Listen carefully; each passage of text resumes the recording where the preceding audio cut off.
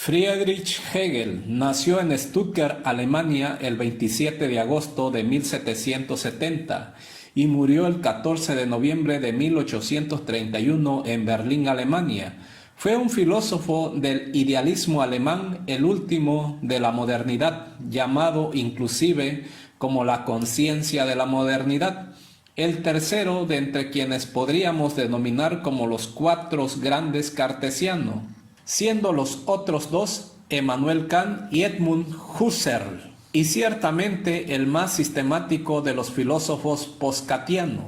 Hegel, que identifica ser y pensar, sostenía que la historia avanzaba hacia la manifestación de una idea absoluta, encargada por el Estado. Nadie se había atrevido a ir tan lejos como Hegel, cuando revolucionó la historia de la filosofía, al proclamar una afirmación que resume su pensamiento: todo lo real es racional.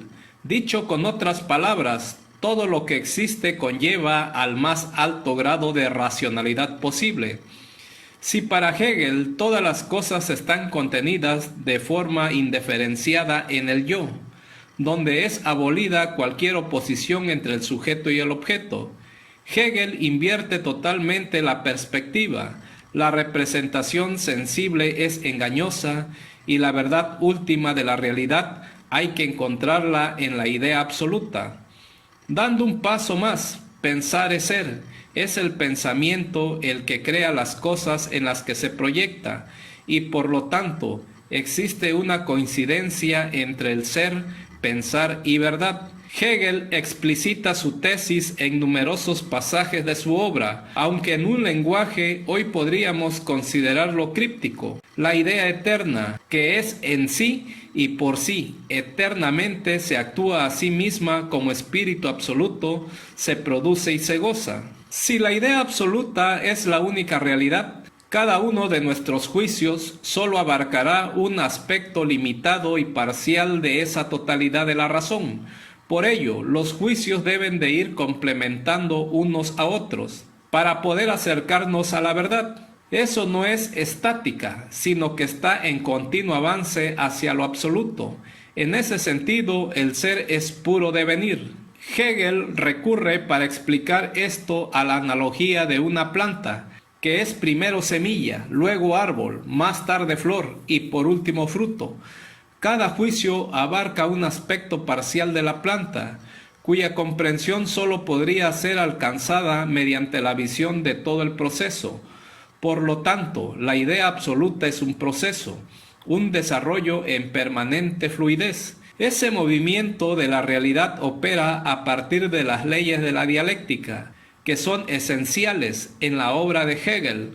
El método de análisis dialecto presupone que en toda situación existe una oposición entre una tesis y una antítesis.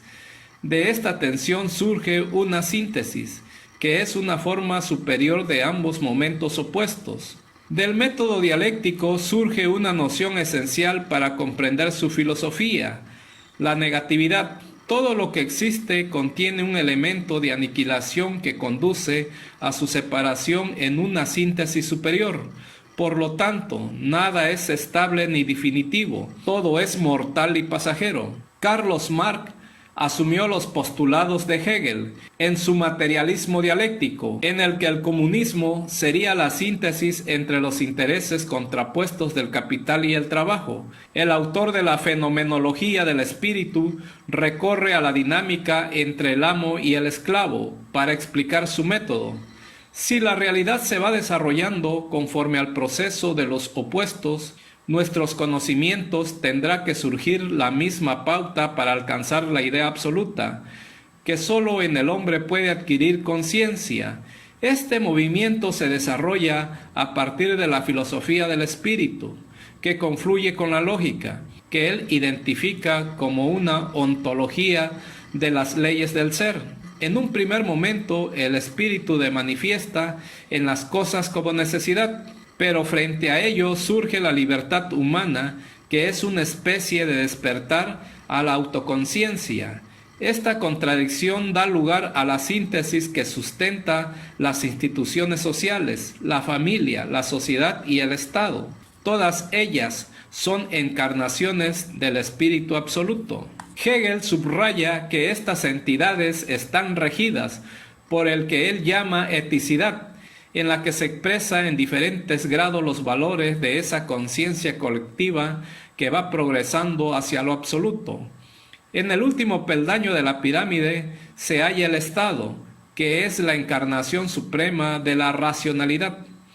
El Estado no es la suma de los individuos que lo conforman, sino una totalidad en la que se concilian todas las demás formas de asociación humana, como cada estado en la encarnación suprema del Espíritu Absoluto. No hay posibilidad de límite en el ejercicio del poder. Lo que está diciendo Hegel es que el individuo solo se puede realizar plenamente en el Estado, una afirmación en la que muchos pensadores han visto una legitimación del Estado totalitario. Otros estudiosos de su legado difieren de su interpretación y apuntan a que la obra de Hegel debe ser interpretada en una clave teísta o religiosa, ya que la idea absoluta no es más que el despliegue de Dios en el mundo. De lo que no cabe duda es que Hegel tuvo una marcada educación religiosa. Estudió junto a Schelling y Hölderlin en el seminario de Tubinga, donde adquirió una sólida formación teológica.